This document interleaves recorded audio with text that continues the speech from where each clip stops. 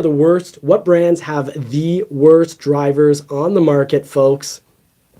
Let's start at the bottom and comment as we go along from your experience. What would, even if you got a little sneak peek at the chart coming up, from your experience, what are the worst brands? You know, I always joke around, BMW drivers don't have any blinker fluid left in their vehicles. Of course, there's no such thing as blinker fluid, but BMW owners seem to drive without blinkers, cutting in and out of traffic. Just last week, I actually started laughing because a guy was trading in his BMW for an electric Ford. And I was talking about the adaptive cruise control, meaning you follow the traffic and you choose how many car lengths you want to follow the traffic by, and it speeds up and slows down in consideration. And he said, I don't like that technology at all. I never use that technology at all because it doesn't let me follow vehicles properly. And I said, expand. What do you mean? He said, well, I can't. There's never an option to follow the vehicle close enough so that you know they need to get out of the way. And I was like, oh, wow, typical BMW mindset, what I've noticed over the years. So, of course, this chart will have older vehicles that you can't buy new anymore, but both Mercury, Pontiac, Saturn, you've got the least number of accidents, DUIs, speeding, and citations. So this is, you know, information obviously gathered from insurance companies. Cadillac, not a whole lot of issues with the Cadillac drivers. Buick, Lincoln, Chrysler, all pretty nice drivers from what we can see. You've got, you know, 19 incidents per 1,000 drivers is what we're calculating this out of. Acura and Dodge. Acura, polite drivers as well, 20 incidents per 1,000 drivers. Dodge, overall Dodge, so excluding Ram, now 21 incidences per 1,000 drivers. GMC, Volvo, Mitsubishi, and Ford all in the same boat at 22. Chevrolet at 23. So Chevrolet drivers just a little bit more dangerous, a little more of those DUIs and accidents, a little more speeding, and a little more citations. Now you've got Mercedes, Nissan, and Audi, more than Chev, more than Ford, at 25 incidences. Honda, Kia, Jeep, Toyota, Hyundai, 25 incidences. Infiniti, Lexus, BMW, all together at 27 incidences per 1,000 drivers. So Infiniti, Lexus, BMW, you're starting to be on the naughty list here. Mazda and Volkswagen, 28, getting near the top of the list. Now, who are the worst? The worst drivers. You know, what brands have the worst drivers according to speeding, accidents, and DUIs, as well as citations?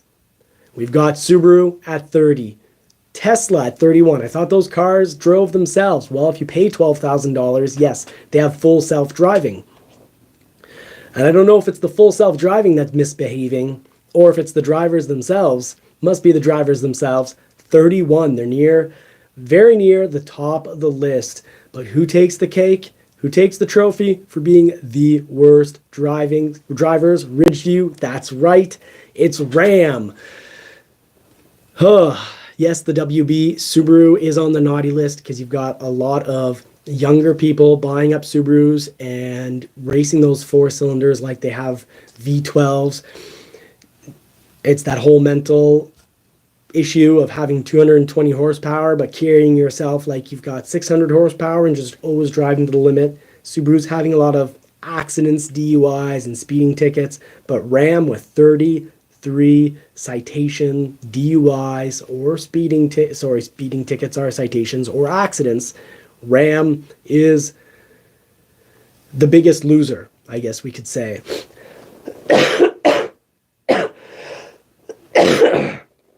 Excuse me, I thought I had gotten rid of the flu. A little bit better than I actually had. I don't have a fever today. I'm still a little bit foggy brained, but I'm sorry for the coughing, folks. I know that doesn't make for a great sounding show. But I just had to share some of this entertaining information with you all.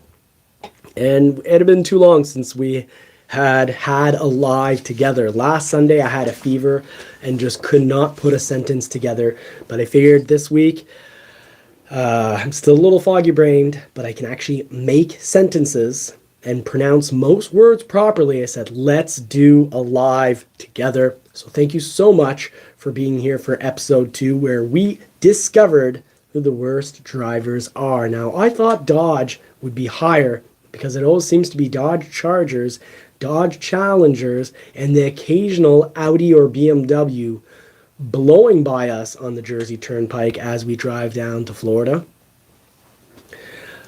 But here's Ram.